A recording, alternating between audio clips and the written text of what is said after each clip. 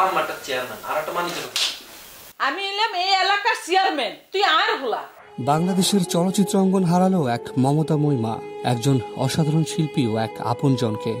বাংলাদেশের নাটক ও চলচ্চিত্রের পরিচিত মুখ গুলশান আরা আহমেদ আর নেই আমাদের মাঝে।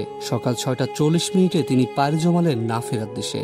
পরিচালক কাজল আরিফিন অমি সামাজিক যোগাযোগ মাধ্যমে একটি পোস্টে খবরটি নিশ্চিত করেন। তিনি লিখেন, আমাদের গুলশান আরা আহমেদ আপা আজ সকাল 6:40 ইন্তিকাল করেছেন। ব্যাচেলার পয়েন্টে তিনি কাবিলার আম্মা নোয়াখালীর চেয়ারম্যান চরিত্রে অভিনয় করেছেন। আপনাকে আমরা মিস করব আপা। আল্লাহ ওনাকে জান্নাতুল ফেরদৌস দান করুন, আমিন।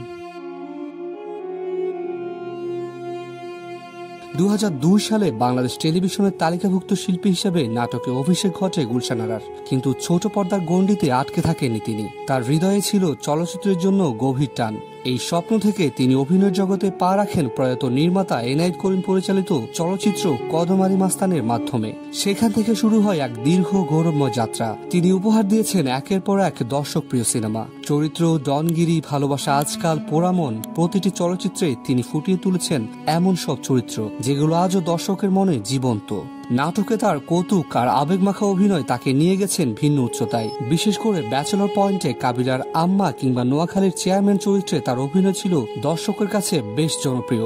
পর্দার বাইরে গুলশান আরা আহমেদ ছিলেন একজন আদর্শ মা, রেখে গেছেন এক পুত্র ও এক কন্যা, আসিফ আহমেদ হৃদয় ও জাকিয়া রেজওয়ান আহমেদ জ্যোতিকে। তার মৃত্যুতে শুধু তার সন্তানরা নয়, সৌভিজঙ্গন হারিয়েছেন এক মহিষী মাকে। তিনি শুধু পর্দার একজন শিল্পী ছিলেন না, তিনি ছিলেন দর্শকদের হৃদয়ের আবেগ, ছিলেন হাজারো গল্পের প্রাণ।